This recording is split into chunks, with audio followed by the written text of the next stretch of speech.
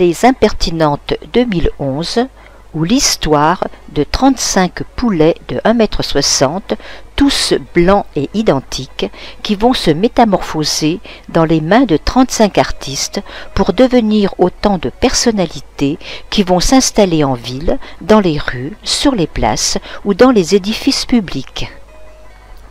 Le coq, confié à Dan Poncet, commence à prendre vie dans l'esprit de l'artiste une nuit où celle-ci rêve à la belle histoire de l'église de Brou, symbole de l'amour unissant Marguerite d'Autriche à Philibert le Beau.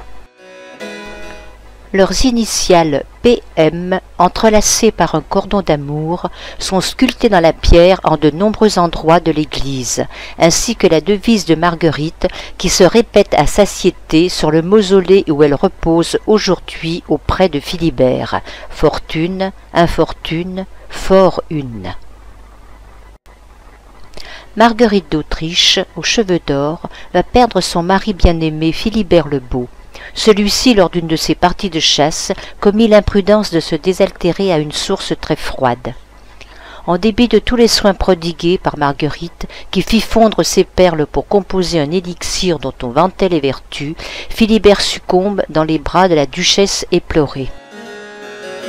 Marguerite pleura amèrement le beau duc, fit couper ses beaux cheveux d'or, se vêtit de bure noire et jura d'être fidèle à sa mémoire. Pour son grand amour, elle décide la construction de l'église de Brou où le corps de Philibert reposera. Elle pose la première pierre le 28 août 1506.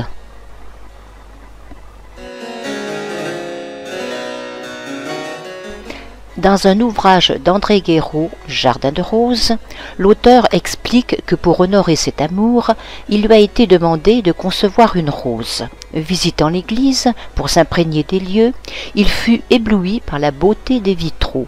Sur l'un d'eux, Marguerite porte une robe pourpre violacée, veloutée. La couleur de la rose s'est imposée, et celle du coq fut révélée à l'artiste.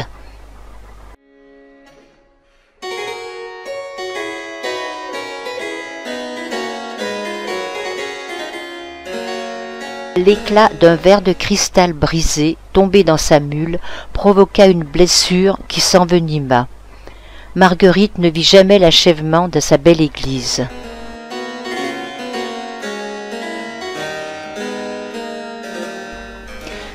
À l'aide de sa palette et de son pinceau, Dan Poncet nous conte cette merveilleuse histoire de l'église de Brou, preuve d'un amour qui se voulait éternel, bâti dans la pierre et le marbre au début du XVIe siècle.